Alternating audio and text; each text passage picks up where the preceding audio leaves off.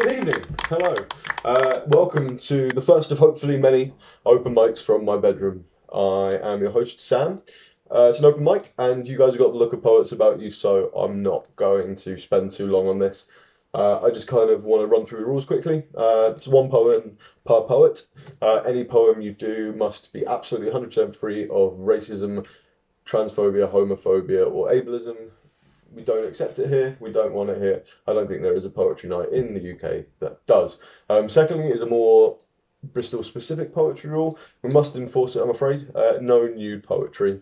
Save that for your OnlyFans account and paying adult subscribers.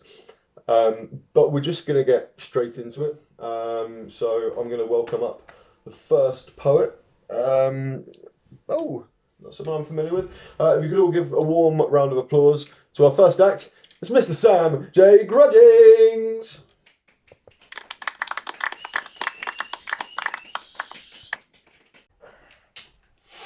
Hey, thank you so much for having me. It's wonderful being here. This is a poem about losing friends. It's something I don't think gets spoken about enough, and I think it's something that affects all of us at some point in our lives. So this one's called I Am the Door That You Weren't Supposed to Open, and it goes a bit like this. I admit freely that I am a place that we both used to be.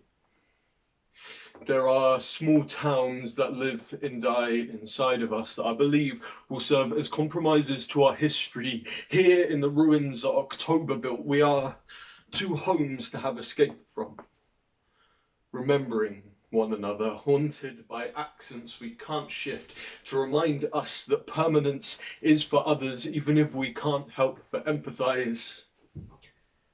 I don't speak for myself when I say growing up in failures' uniforms makes being found a change. Is it any surprise that we sound like missing when all we ever knew was lost? Is it any surprise we speak comfortable silences better than we explain ourselves? When it got to the part in our friendship where we had to introduce each other to our former selves, I didn't have it in me to admit that I knew you did not like any of who I was, but you stuck with me regardless, and I never got to thank you for that. Even if we never talk again, our epitaphs will read, two gluttons for exit, survived by distance, and what a legacy that is to leave behind, a perpetual longing. Even if it is only a longing for one, and sure, we could disinherit the wind together if you like. Take our bodies full of everyone that we used to be and make believe like we don't want no part of the sky and its plans for us. But I don't think we should say so ineloquently. Not when we have spent so long protesting how to be so politely in the first place. Maybe we're not questions. It could be that we're gods, ones that neither of us happen to have much faith in. But when I start thinking at these speeds, I want to write a letter to everyone I ever knew who ever believed in me, starting, dear whoever, you were proved right again. I care more about the had than the having, if only because the past tense is so easy to write in. I'm in the autumn of my second chances, and I think that forgiveness gets taken for granted. I think redemption has a very finite limit, but I also think that I started with nothing and I still have all of it. Maybe this doesn't adequately explain anything. Maybe this will spare your mouth the ignominy of saying my name even in passing. Maybe this proves that even horizons are compromised by endings. Maybe the answers as to why won't matter. Maybe this will work better in hindsight. Whatever the outcome, I want to apologise that I have had more experience in being left and in leaving than you, and to thank you for making this as hard as it needed to be. Thanks. Oh, all right, Sam. Another breakup. No, I'm kidding. That was great. Thanks you so much for sharing. You can follow Sam on Insta. Is it what is it? At Sam J Grudgings. Yeah, so at Sam J Grudgings on Instagram, and story giver poet on Twitter. Moving on. Hope you guys are all comfortable. Next on the list, a new name, someone haven't heard before. Give them a warm welcome. You know, make them feel safe. Please give it up for Sam J Grudgings.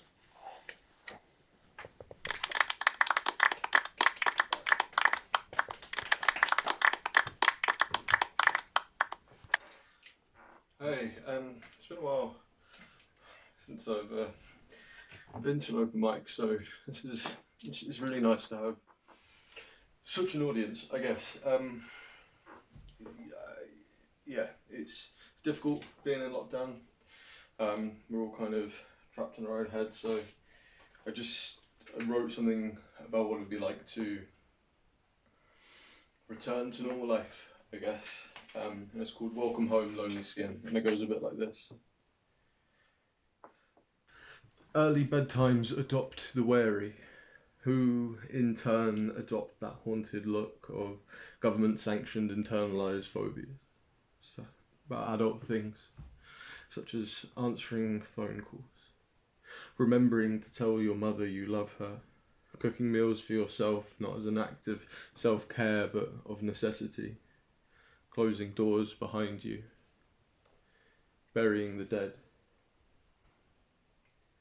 To whom it may concern, it mustn't. Don't let this destroy you, unmake you, tear you from the foundations of today. I have observed the wound in home from having left it. Watch it scar like scaffolding as I do, even knowing I will return. You are a ghost, sick of your own staying. In a world of leaving, being haunted is a kindness. Salt settles in wounds. And there seems to be more mornings than last night. It hurts. Skin is not rationed, not turning into evenings. Being away is the high cost of salvation. Sanctuary can look a lot like an unmade bed. Undo the sleeplessness that you are preventing. Covet your touch. It is the most human thing that you are prevented from doing that defines you upon returning. Thank you so much for having me. I'm Sam. You can follow me on all the various platforms. You can follow me in real life if you want. I live down in Bristol. And obviously, provided you stay 2 meters away. That's all we ask. Come around for a cup of tea or something. I miss you all. Thank you. Wow. Sam, that was fantastic. You do this. Sorry. You do this a lot, huh? Yeah? Oh, okay, cool. No, thank you for coming on. Like, I think it's really nice when, new starters get up and do it. It's really brave. And so yeah, thanks for that. Like obviously run this night for a while. And you see a lot of faces come back to you and go through highs and lows. More often lows, am I right? Anyway, this next performer is obviously come with us a lot. We've seen a lot of his stuff, and yeah, it gives me absolute great pleasure to welcome to the stage Mr. Sam J Grudgings. Give it up, everybody! Sam J Grudgings, here he comes.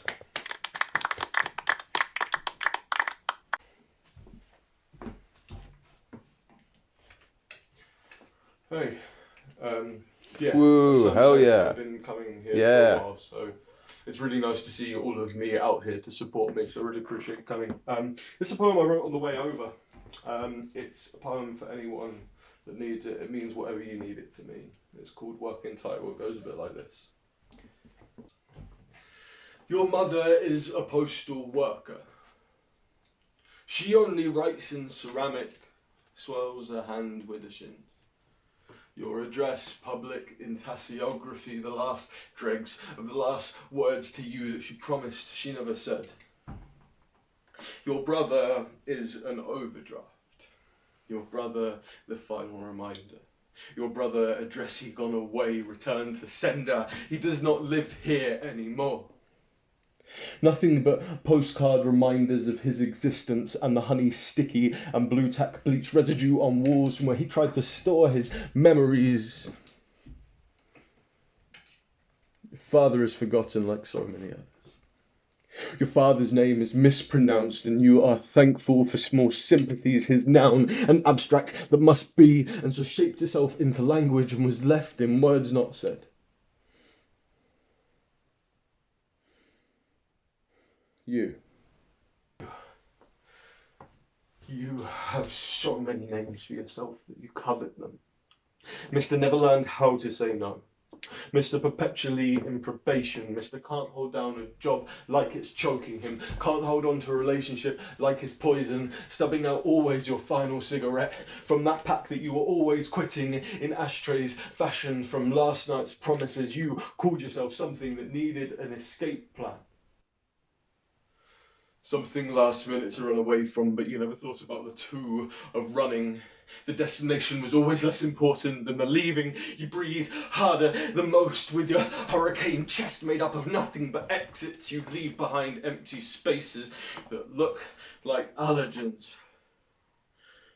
You are so scared of heights, but you cannot think of anything other than flying away.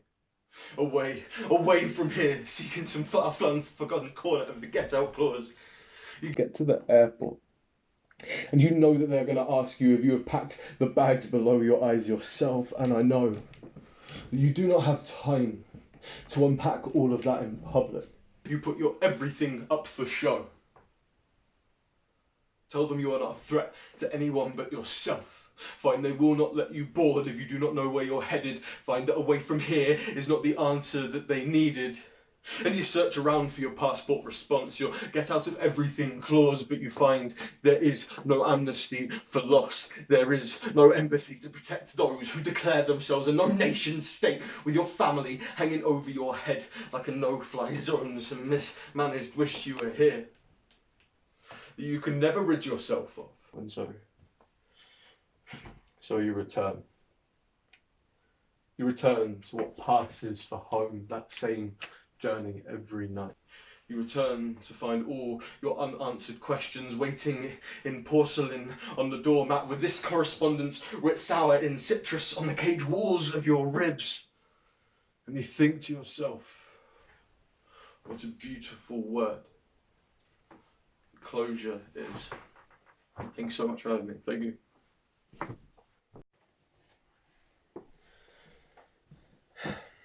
Sam J. Grudgings there. Talk about his new EP, Sad Laureate. You watch a lot of American slam, a lot of button poetry. Yeah, it shows. And that brings us to our last act for the night. So one last time, remember to tip your waitresses, tip your bar staff, look out for people. But give a massive warm welcome to our final headliner, the wonderful, the well-established and definitely not still emerging poet, the fantabulous, the erotic, the amusing, the clever, the not balding in the slightest, Sam J. Grudgings!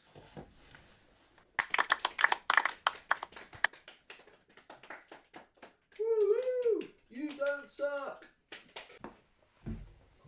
Hey, lovely to be here. I do poetry because it's cheaper than therapy, but along the way I've realised it's as much a religion as it is a performance in getting to understand myself better. Whether or not that makes you my disciples or my worshippers, I don't know, but either way I'm glad you're here. And this is a poem I want to say thank you for listening. And it's called No, I'm Not the Messiah, I Just Work Here. And it goes a little like this. The hour in the evening that makes everything golden and stop hurting. Only always.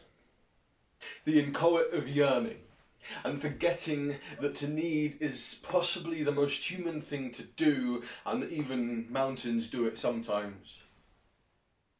These are not metaphors for anything. Eating apples to their core for the sake of orchard stomachs. The thought of the gift rather than the giving, and erecting castles in backyards to commemorate falling. Are not metaphors for anything. The knowledge that telling someone you love them is often the universe giving you a chance to explain yourself is not a metaphor for anything. Time as a gift is in recovery. As it passes, it does get better. Touch is a language with contact as a punctuation, and neither allusions to something greater. None of these, actually, in this instance at least, are referring to a larger or a better known work, and do not in any way question the divinity of God or the divinity of self. They just are. What I'm trying to say is they're not metaphors for anything. In time, parents become excuses.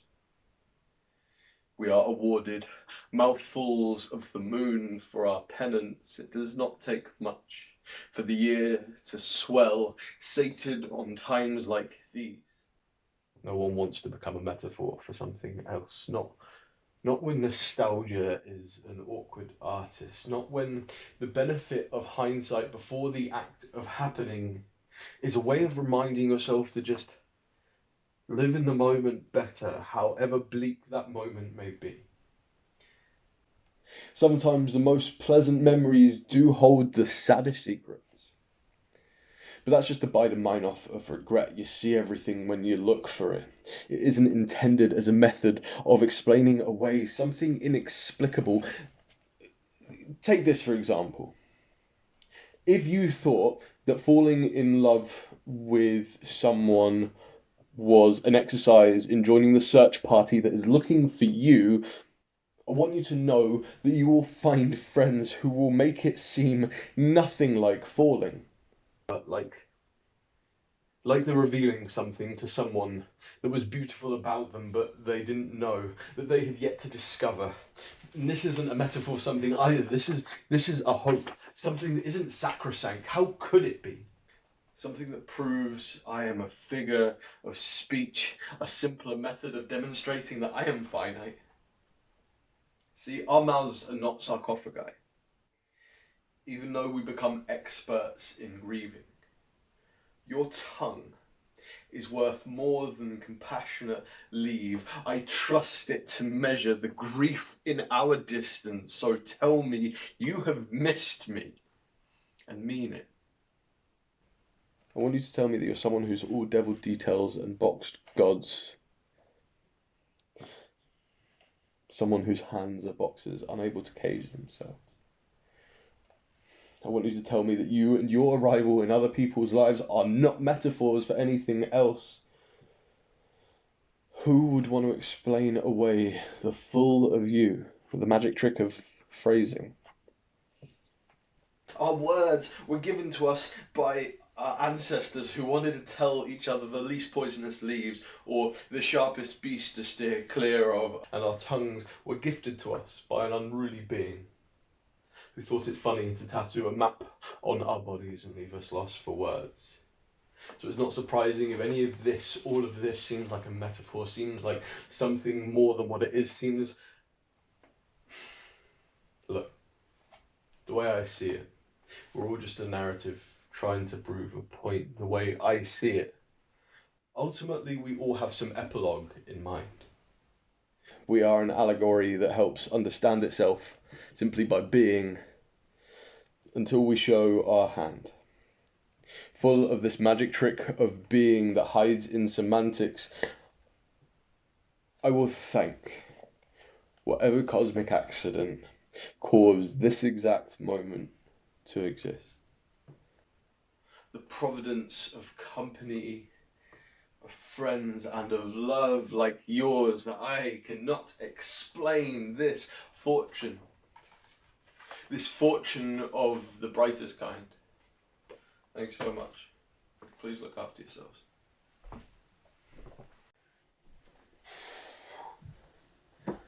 What? Wow, thanks for that. Truly some really inspired stuff there, really beautiful. Yeah, thanks for that, Sam. Obviously I'd like to say thanks to our venue and the staff that work here, Sam's bedroom and any of Sam's housemates who may have to put up with this. Potentially Sam's neighbours depending on how thin the walls are. And finally, just go through a list, the open micers. If we could just say warm thank you to Sam J. Grudgings. If you could say thank you to Sam J. Grudgings, and of course, last but not least, Sam J. Grudgings. Give yourselves all a warm round of applause. You've been wonderful. I've been your host, Sam J. Grudgings. And we'll see you next time. Take care now. Goodbye.